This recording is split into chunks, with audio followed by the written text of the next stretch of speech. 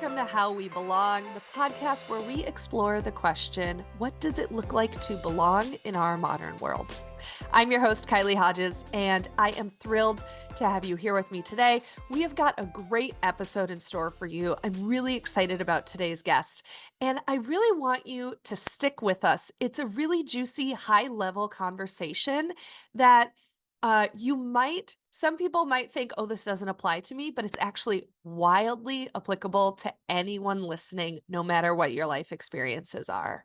I hope you love it. I hope you enjoy it. Without further ado, let's dive in. Please welcome today's guest. She is the founder of Knomii, a coaching and counseling practice, and co-host of the podcast Being Curious. Her own work as a coach is dedicated to helping self-aware overthinkers break free from analysis paralysis and overcome overwhelm. Through her work, she empowers her clients to get out of their own way and confidently take action toward the lives they truly want. Welcome, Madeline Farquharson.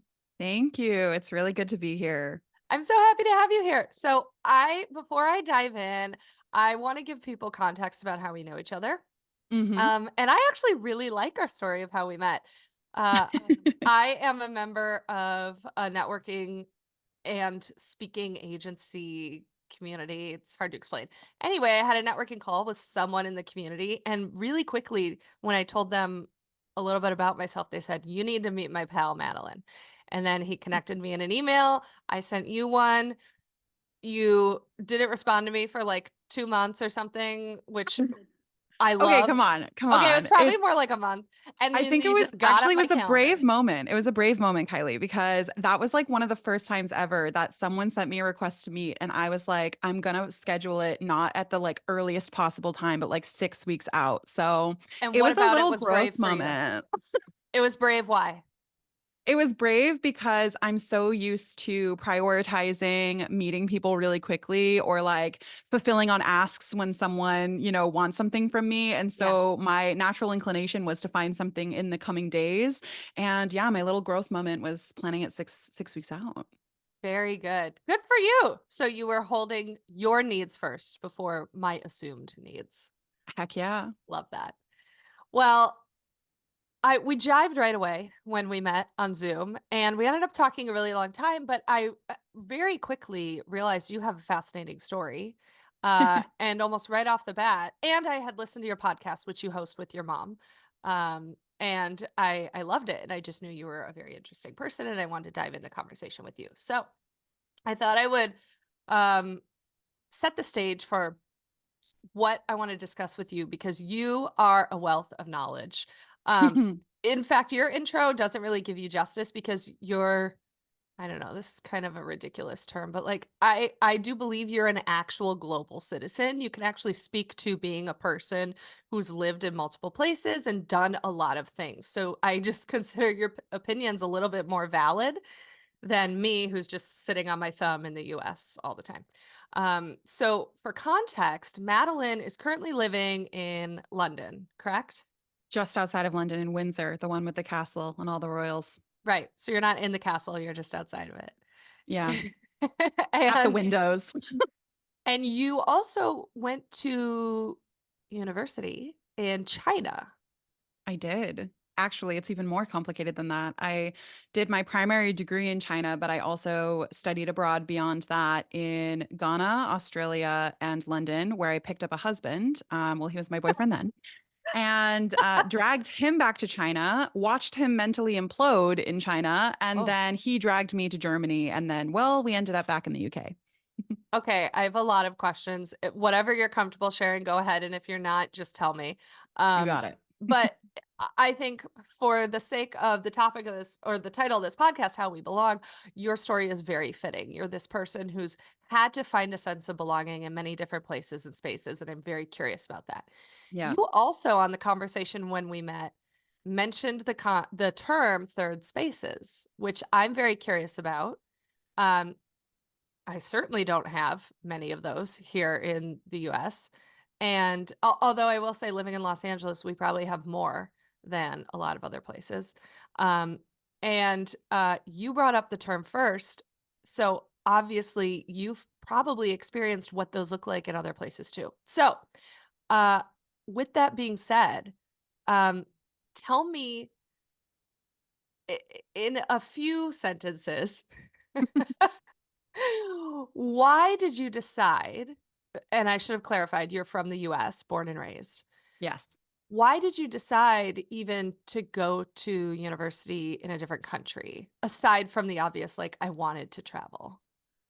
It is really funny that this is the question that you start with because a similar question was asked of me a ton in my hometown, but in a very different tone. It was more, Oh, why did you decide to go to China for uh-huh. school?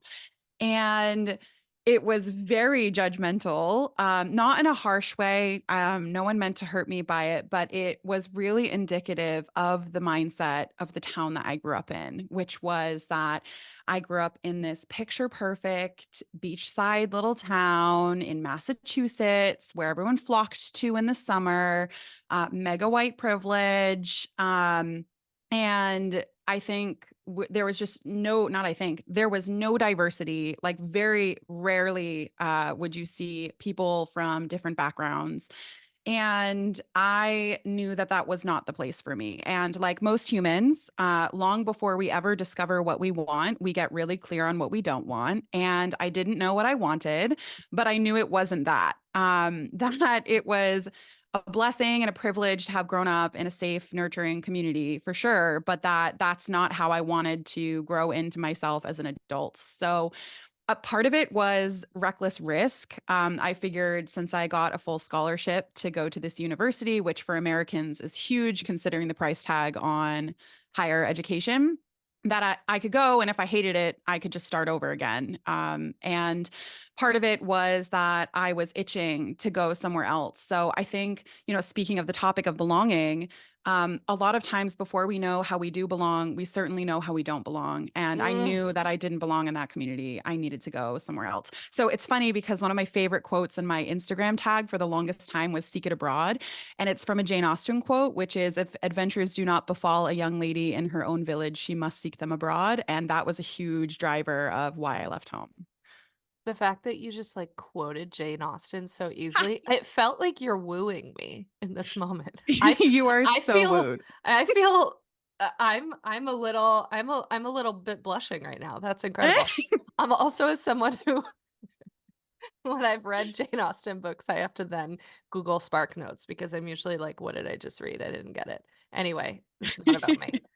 Um, I don't wanna spend a lot of time here, like, complaining, but what I do wanna hear a little bit of is what is it, and I know you touched on this, Mm, but what is it that really solidified that you knew you didn't belong?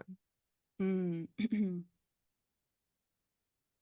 It's funny because I, like a lot of my clients, am an overthinker, an intellectualizer, and an analyzer. And so that the question yields a very surprising answer to me, which is that I felt it.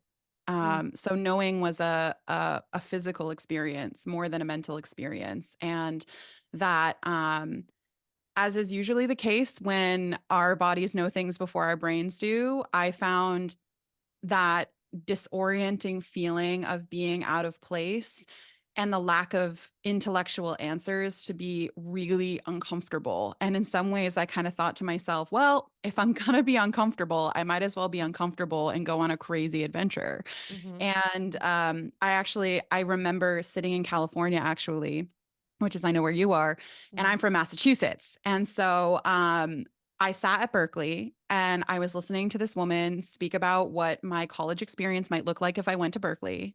And I remember thinking to myself that this feels just as foreign as China to me as an East Coaster. So I might as well do the extreme.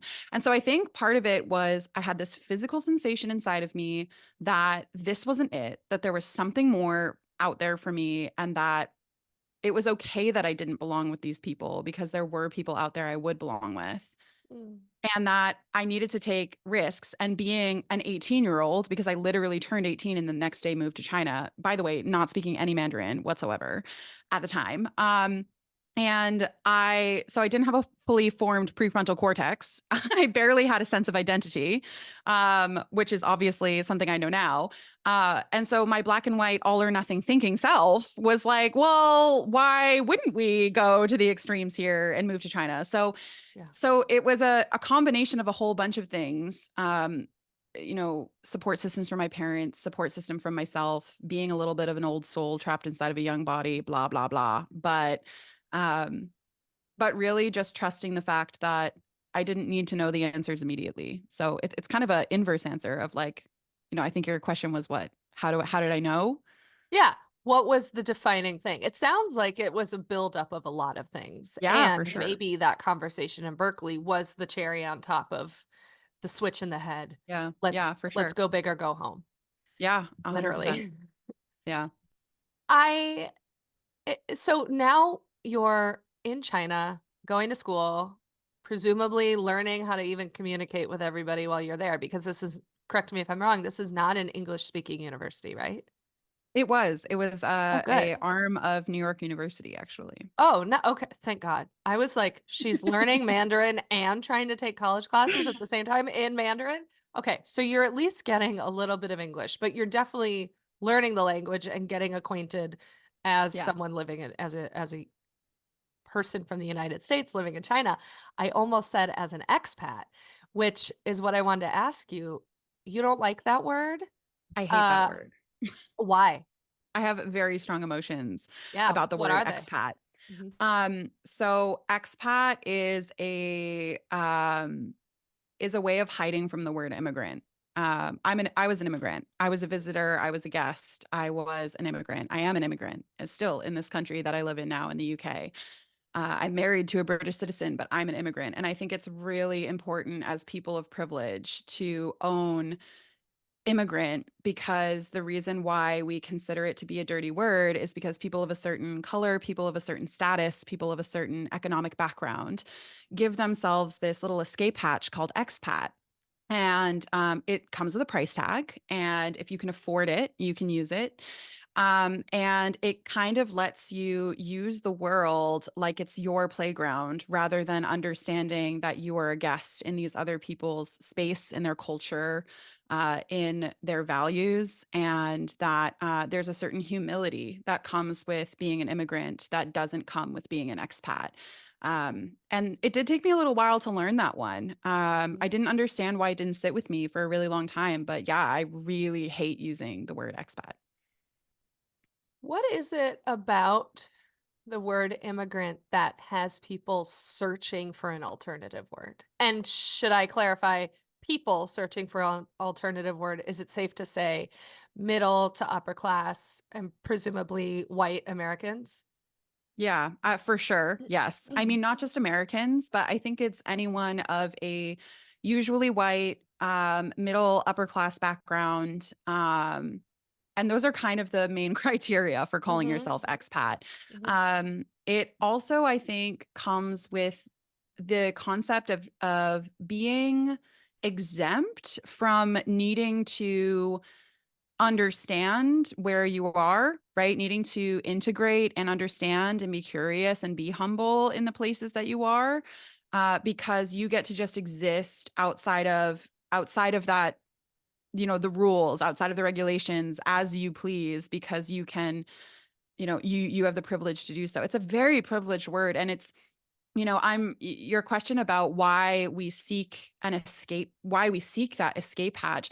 I mean, I'm not going to pretend I know all of the nuance, or that I'm some like social justice, righteous, whatever. I'm a white middle class American, and I'm a woman, and there's all sorts of privilege that comes with me. But I think that the more we make the concerted effort to use the word immigrant, even for ourselves, because that's what we are, the more we take away the power for immigrant to be used against people who have no alternative. So, Yeah, so it sounds yeah, like it's destigmatizing it because there is a yeah, stigma around it. for sure, for sure. It's what's funny is I had never thought twice about the word expat before talking with you about it, and I always thought the definition was it was strictly about Americans. And expat means you are an American living abroad. Um, But it sounds to me like it's just a general term that any person of a nationality can use, but it's common for um, people in the US to use it as a way to opt out of feeling stigmatized by the actual word that they are, which is immigrant. And there's nothing Yeah. wrong with that. It just is. In my experience living abroad, yes, it is predominantly Americans that use the term. And I think part of it is it's not entirely malicious. I actually think that it's quite ignorant for the most part, like most of these things are. And I do think that the term expat serves another purpose, which is why it's so ingrained in the community of people who choose to live abroad, which is that it's easier to find and connect with people when you're living away from your home, when Mm. you have a place to start. And the word expat is used in a lot of Facebook groups, it's used in a lot of micro communities, and it's used in a way to find people who can give you a initial sense of belonging when you're in a state of like culture shock and cultural overwhelm. And I know we really need to and ought to and deserve to understand the cultures that we live in when we move abroad, for sure. And there is a need and a yearning to find a low hanging fruit way to connect with people. And expat or immigrant communities, as I would prefer to call them, do serve that purpose because they're a way of low criteria, low barrier to entry connection points when we are reeling from these really jarring environments that we can move to. Yeah. So it sounds like it's self identifying in a way that feels safer. Like, Yes. uh, if we were to think about a stereotypical immigrant in the US, I think of someone who is probably Latino, probably came here just because they had to, not because they wanted to. Mm, Um, Probably someone who is below the poverty line or close, um, and is likely undocumented. And so all of those things carry a very heavy stigma here in the US. There's all sorts of debate constantly about um, the allowing of those people in this country.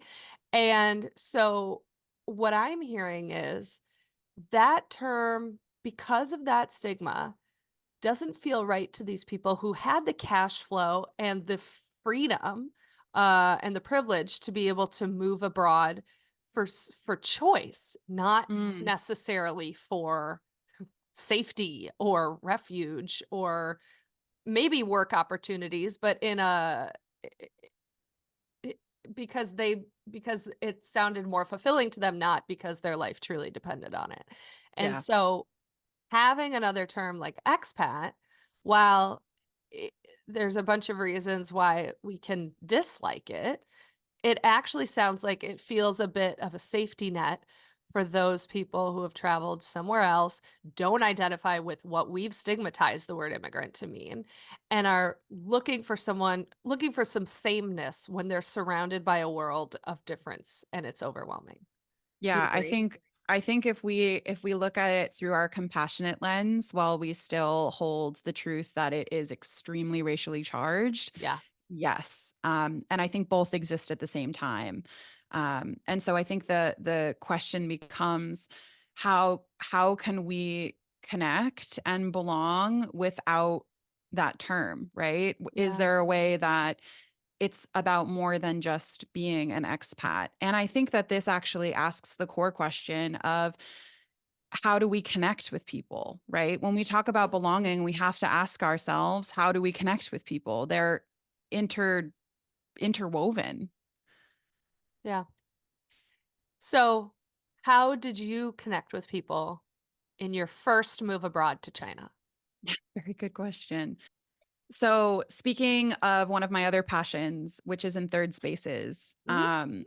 I had the luxury of a pre-existing third spacey element, which is a walkable micro community that is the university. Mhm. And this school was really small. We were the inaugural class to ever even attend. So it was very guinea pig, and we had a small student body, which meant that our campus, even though it wasn't even built yet, was when we were on this. we were on a campus that was being borrowed because our campus wasn't even built yet. It Wow. didn't even get finished until after we graduated, which Wow. is hilarious. Yeah. Parts of it did, but parts of it didn't. So they're Um, just shuffling you into conference rooms in some oh, other building.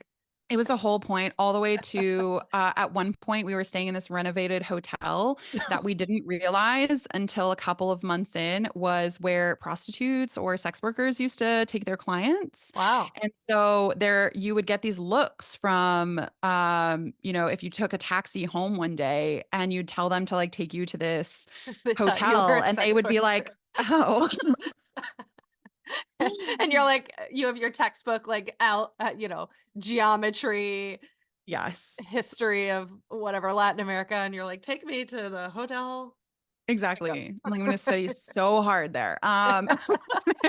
But no, it was really awkward. But speaking of third spaces and how I connected when I moved to China is I had the luxury of being in a little university bubble Yeah. within my little walkable community where all my amenities were immediately accessible to me and I had a safety net. And so getting to the root of your question, taking it to the extra level, as I love to, um, I had the external environmental structures in place to be able to be vulnerable, right? To be Yeah. able to explore and take risks and, um, you know, figure out what my life was going to look like in this country that I had no experience in whatsoever. And if I hadn't had those external ties and structures and systems to support me, I would never have been able to find a level of belonging that was needed for me to thrive. I would have been constantly in survival mode. So this is just your opinion. Do you think there is a level of privilege in finding a sense of belonging? Yes, 100%. I think there's Why? a level of privilege in finding fulfillment. I mean, we talk about this as Do you coaches, think those two are purpose. intertwined? Yeah, 100%. I mean, here's the tricky thing, right? There's a certain amount of connection and belonging that is required because we are social creatures and in our lizard brain, as we like to call it, like in sense of security and safety, there's a certain, it's not even about purpose or values or any of these like high level fluffy words that we like to use in coaching. Mhm. It's a basic requirement of feeling like we can survive on this planet, Mhm. that we can survive in our systems, in our societies, in our structures, that we're going to get by, right? We need to know that someone has our back, and that we are not an island alone to ourselves. And I think Oh, that no one, I think there are very few people in the world that get past that survival mode and that start to think about not how I need to belong or how I need to connect, but how I want to. That shift is so important. And it is a great privilege because shifting from need to want, bridging that gap requires stability, yeah. security, sense of self, self esteem, self efficacy. There's a reason why it's basically self actualization, if you want to talk in like psychology terms. Hmm. And that stuff's tough. Like it's a constant process of making that concerted effort to choose to go back into a state of want and not just need. And that is an absolute privilege. You connected so many dots in my head right now. That was very well articulated, which she knows. I tell this to her often. Madeline is one of the most articulate people I know. Um, so let's move you out of China because yes, you had a big university bubble. College, I mean, I had the best time ever because they really do lay it out for you in a way that's very easy to find your people or to find more about you, um, and to enjoy it. Let's talk about some of these other countries that you've been to. Where was it the most challenging to find a sense of belonging? Is Right it in here in the London? very Oh, UK. I predicted it. I predicted it. Okay. Tell me, are you um, comfortable sharing more? I know your I am husband is so British. comfortable Okay. sharing more. And if the UK government is listening, I love this country. Please let me stay here. Oh God. No, no, seriously. But I actually talk about this a lot with the people in my life because the UK has been a whopper of an experience in terms of finding belonging. And part of it is because I had really different expectations around belonging being in an English speaking country. I assumed that because I'm an American, I speak English, I live in a really, similar culture, at least I thought at the time, that the UK would be a pretty easy lift, right? It wasn't going to feel as intense. And while doing my admin in the language I speak natively is massively easier than doing it in German or Chinese, um, the culture here and the challenges I've had to overcome in order to connect with people are really tough. And I use present tense consciously there. What has been, uh, um, tell me a moment where you have have you seen the movie Inception? Oh God, so long ago that it's probably not going to land. It does. Okay. Well, in Inception, every time they go into another level of a dream, there's this sound in the movie. It's like the bass drops. It's like vroom, and they go into a deeper level of a dream. I hear that sound in my head often. That In is my like one of life my work. favorite fun facts ever. So I think about, where was the moment that it downloaded to you? Oh shit, I assumed incorrectly. It's I thought I had an in. I thought I would have an easy sense of belonging here, and it's Hmm. actually the opposite. So I had this really big assumption that when we moved, and this is going to bring up a lot of different points about belonging, but that Okay. when we moved to the UK, because we had family members here, because it was English speaking, because it was a culture we like knew and could navigate, that we were going to be able to ask people for help more often. Mhm. I remember having like we had just adopted our dog and he was a big part of this and we adopted him in Germany. And every time we wanted to travel, it would be the world's most painful process to get someone to look after Loki. And that's our dog. And we were like, oh, well, when we move to the UK, it's just going to be so different because we're just going to be back in this community of like, we're going to really belong. We're going to have family. We're going to have friends. And we're just going to be able to ask someone to watch the dog. And it's going to be like no big deal, right? It's not going to feel like such a heavy lift. And I remember trying to find someone to help us bring him to the hospital when he was on death's bed. And I couldn't figure out who to call. And it was Oh, horrible. It was, and this was and in it like, Germany. this was in the UK, Oh, okay. right? Wow. This was in the Yeah. UK. So we had moved here. He had some sort of like crazy medical issue that's actually really common, just not in the UK. So no one knew what was going on. Hmm. And we didn't have a car because my husband didn't have a license and I'm terrified of tiny English roads. So I don't drive here. And I felt like this moment where I was staring at my phone and I was like, I legitimately do not know who to call right now. Like I do not know, I don't even know a service I could call that would take a dog in the car. And that feeling of looking at your phone and having this need that is so present and so you can articulate the need so well, but not knowing who to pull in is extraordinarily isolating. Yeah. That is so painful to know, but to feel paralyzed by that isolation. That right there tells me the level of compassion, the compassion muscle that we all have built in us absolutely needs to be strengthened, just like globally, but particularly in societies like the UK or the US, where I'm positive there are people around us that we know that have experienced that. And hearing you describe that is like heartbreaking. I Yeah. know you're also not the only one to have that experience. Yeah, I think it's a combination of things as well. And I watched a really interesting TikTok video. I can't remember who talked about it, but they talked about the economy of small favors Hmm. and that with the rise of mental health support, and I say this as someone who works in the mental health industry, that we're coming to a world where everyone has perfect boundaries, but no real connections. And I actually really agree with that, that because we are extreme humans and we go so far in one direction and so far in the other, is that for like, huge caretaker personality, people pleasers, when they learn about a boundary, they start boundarying themselves out of connections. I remember feeling this myself. I Mhm. remember thinking, my God, some people in my life must think I'm really cold.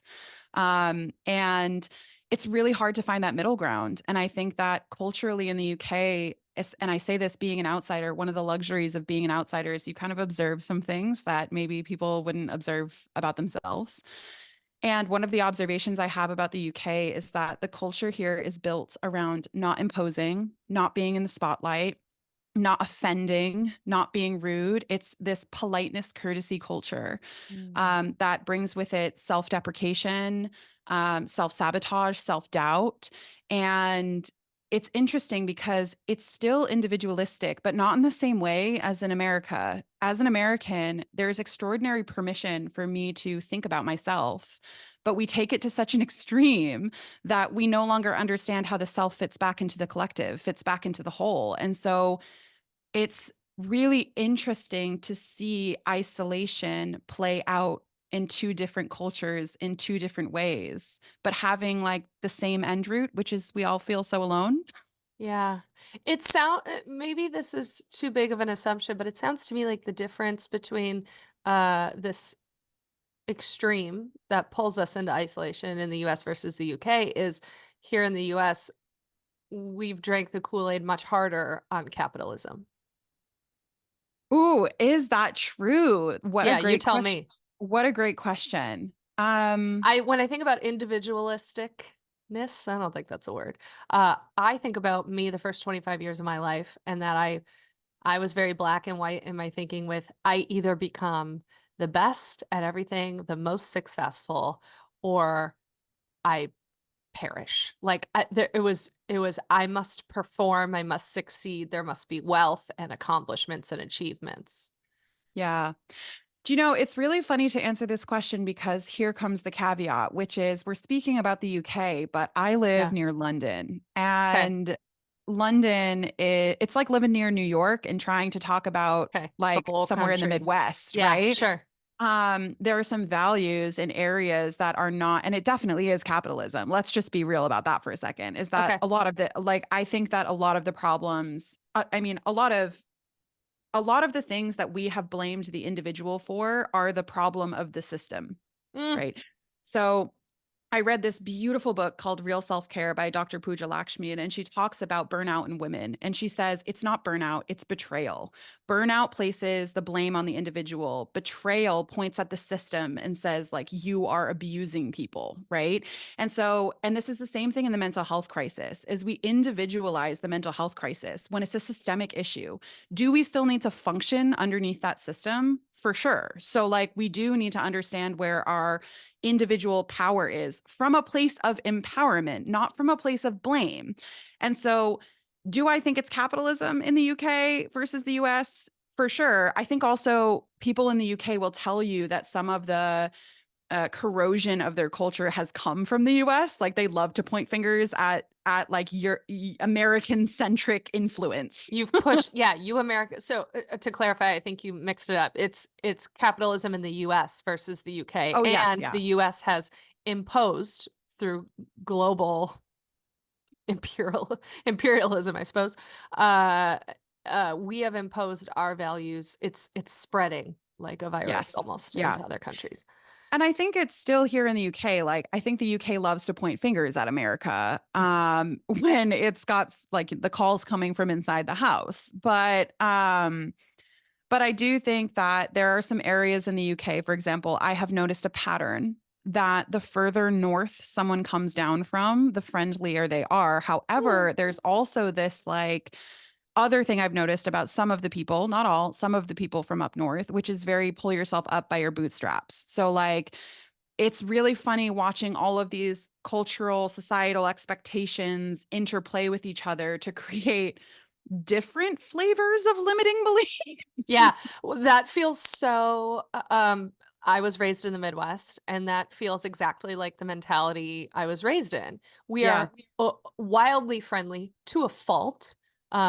It's often a self-deprecating joke in the Midwest that, you'll shovel your neighbor's driveway before your own. Yep. And even if you have a broken leg, you'll say, "Oh no, I'm fine, I'm good," because you don't want to Yep. be a burden. And also it's pull yourself up by your bootstraps for sure.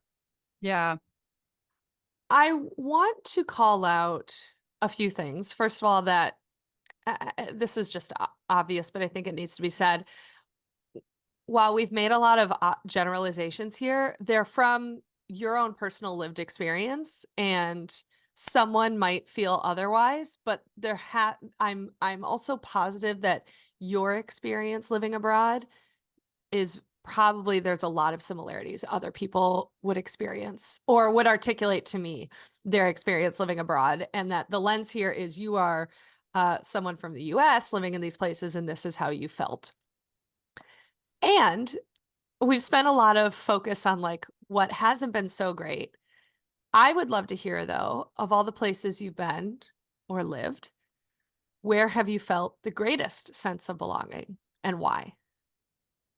This is a very good question. What are you what what are you sifting through in your mind right now? Yeah. It's really difficult to actually answer this question Okay. because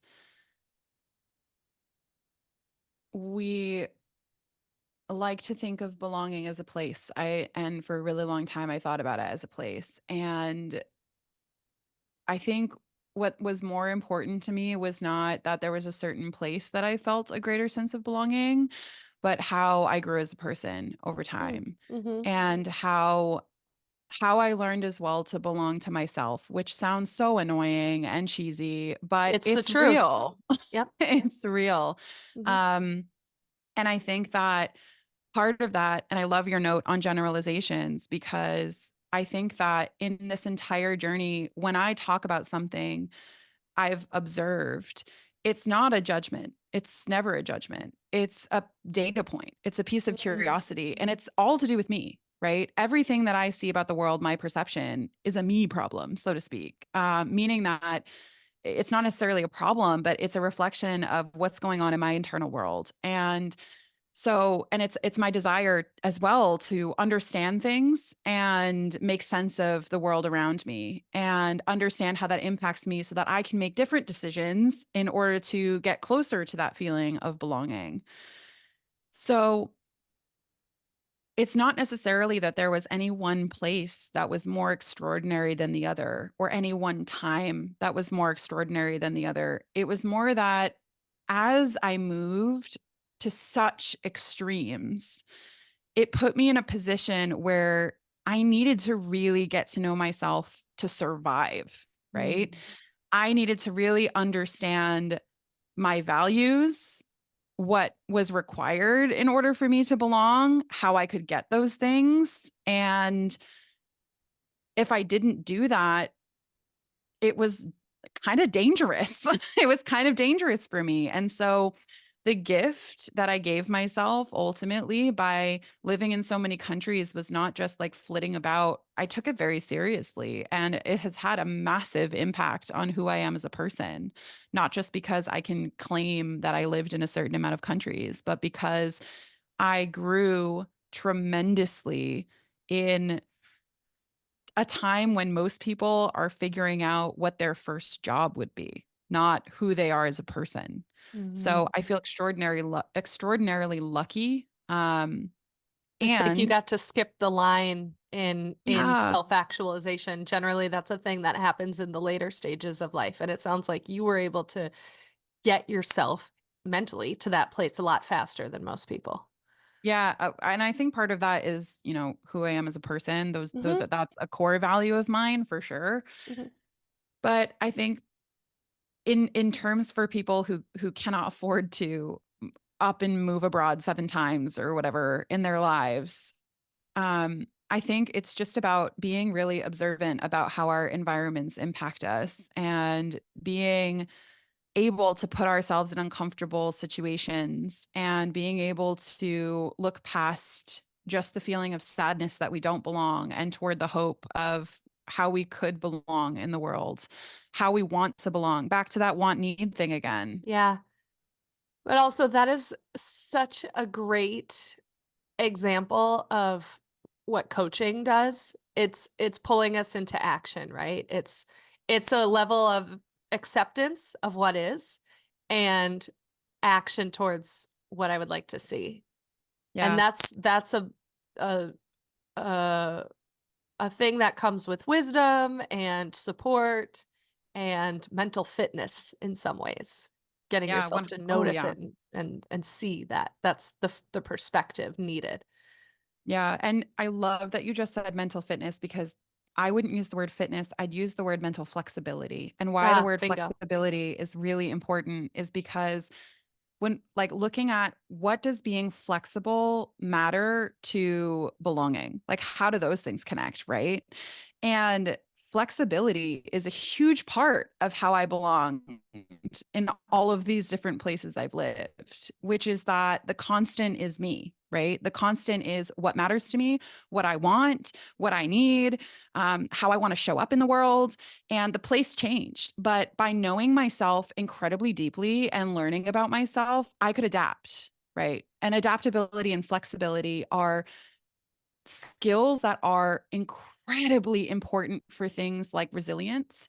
And in mass systemic failure, the number one skill that we can build to survive under the systems that are kind of built to break us at this point is resilience.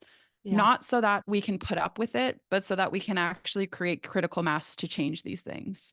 And so, not everybody has the ability to learn trial by fire by living in China, Ghana, Australia, London, Germany, and then back to their home country. Right. A lot of people need to find it in other ways, Hmm. but developing that mental flexibility is a huge part of it. Yeah. As soon as you said flexibility, I completely agree. Just when I think about like when I do yoga, it helps me feel so much more flexible and able to do other things physically in my life that I couldn't do if I didn't spend that 45 minutes doing the deep, sometimes painful stretches. Yeah. So I we're in service of like not getting too into the weeds here. Uh I really enjoy your perspective on things and so I want to keep going.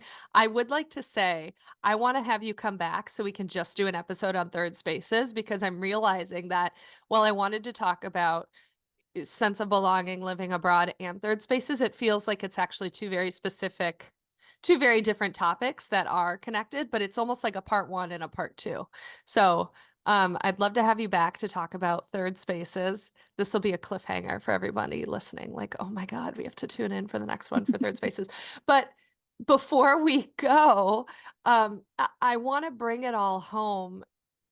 And you even said this before we hit record, talk about some action items. So if you were to look back um, at yourself throughout all the different moves and experiences you've been through life up to now,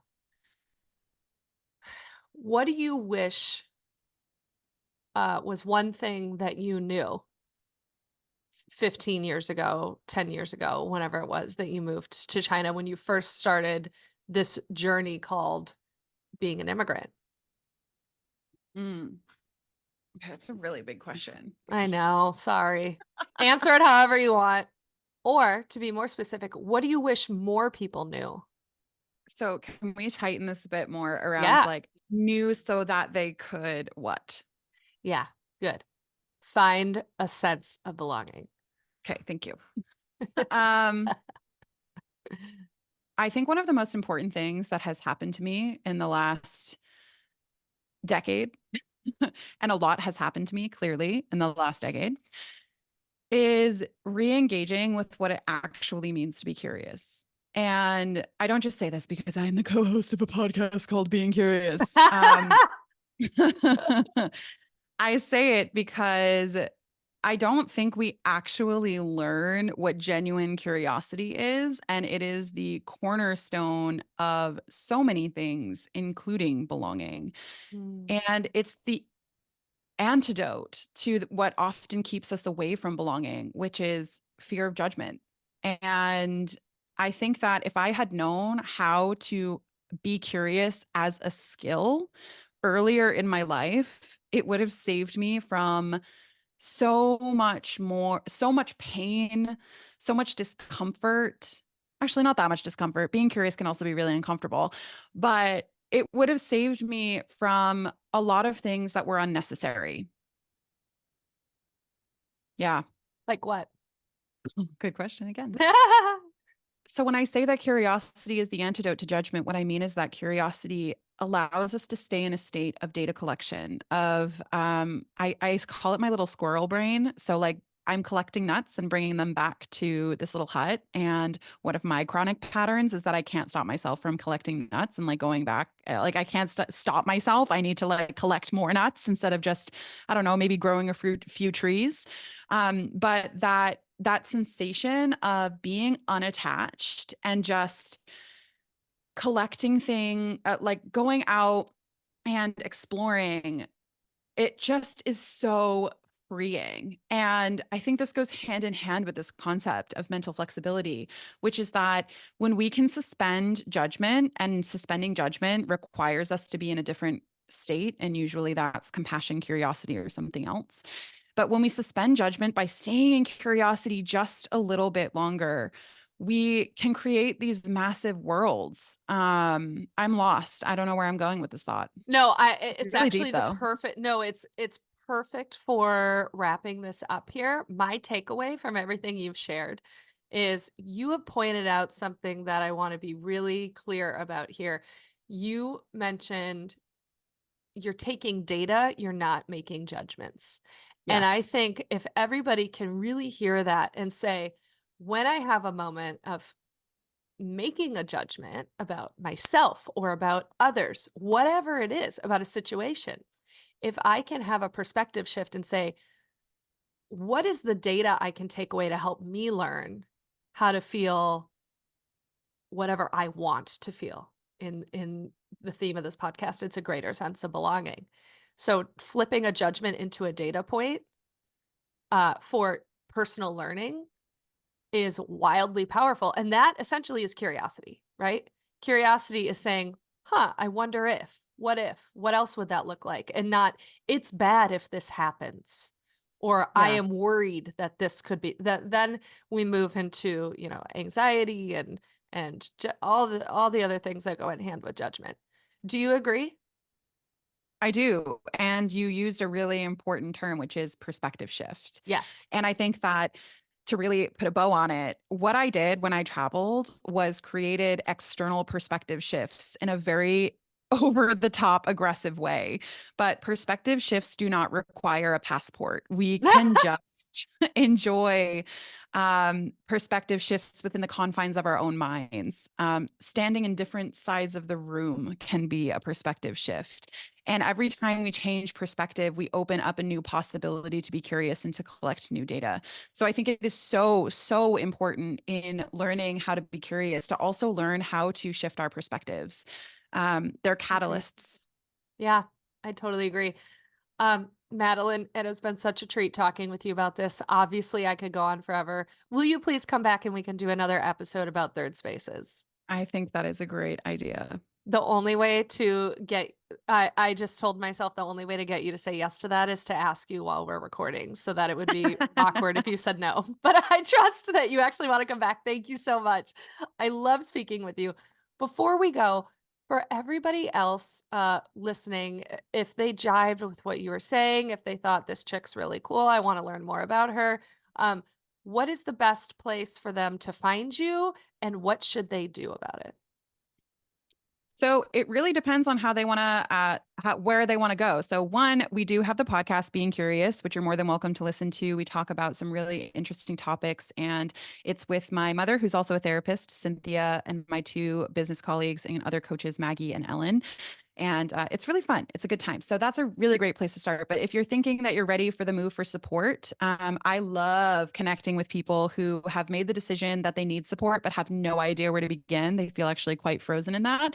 And because Knomii is a joint counseling coaching practice, I feel very passionately about helping people find the right type of support. So you can hop on a call with me or email back and forth. And if I'm not the right person to help you, I know plenty of other therapists and coaches, both in-house at Knomii and beyond, that might be the perfect fit. So if you're resonating with me, but you don't know where to start, then reach out anyways.